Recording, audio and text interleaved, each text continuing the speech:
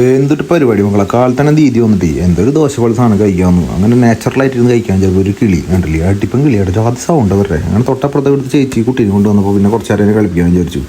അങ്ങനെ കളി കഴിഞ്ഞ് പോകുമ്പോഴാണ് ചെയ്ത് ഇട്ട് കളി ഇത് വെറൈറ്റി ടൈപ്പ് ഇവിടെ പലതരം സാധനങ്ങൾ വെറൈറ്റി സാധനം കേട്ടോ ഫുൾ കാട് പ്രദേശമാണല്ലോ.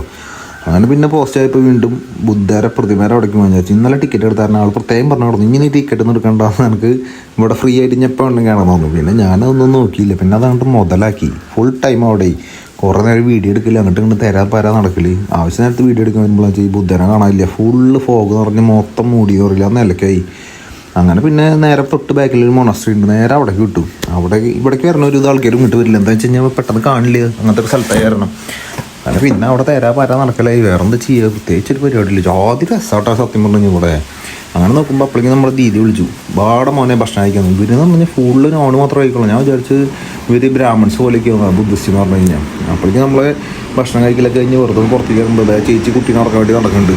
അങ്ങനെ അവിടെ നിന്ന് നേരെ വെറുതെ ഒന്ന് പുറത്തേക്ക് ഇറങ്ങി ബാക്കിലായിട്ട് ഈ ബുദ്ധേരെ പ്രതിമേരെ ബാക്കിലായിട്ട് ശവങ്ങൾ കത്തിക്കുന്ന കുറേ സ്ഥലങ്ങളൊക്കെ കൊണ്ടുവിട്ടാവും. പിന്നെ ഒരു പഴയൊരു മോണാസ്ട്രിയുടെ അവശിഷ്ടങ്ങൾ അങ്ങനത്തെ കുറേ സാധനങ്ങളൊക്കെ ഉണ്ട്. അങ്ങനെ ബുദ്ധേരെ ബാക്കിലും പോയി നിന്നു.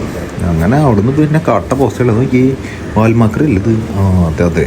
അങ്ങനെ പലതരം വെറൈറ്റി ചൊറിയാൻ പുഴു എന്തൊക്കെയാണ്. ഈ ചേച്ചി പരമാവധി ശ്രമിക്കുന്നുണ്ട് ഈ കുട്ടീനെ ഉറക്കാൻ. ഈ കുട്ടിയെ ഉറങ്ങണില്ലേ മക്കളെ. അങ്ങനെ രാത്രി ഇപ്പോൾ ദാവിയുണ്ട് ഫുഡിന് പിന്നെ ക്ഷാമില്ല.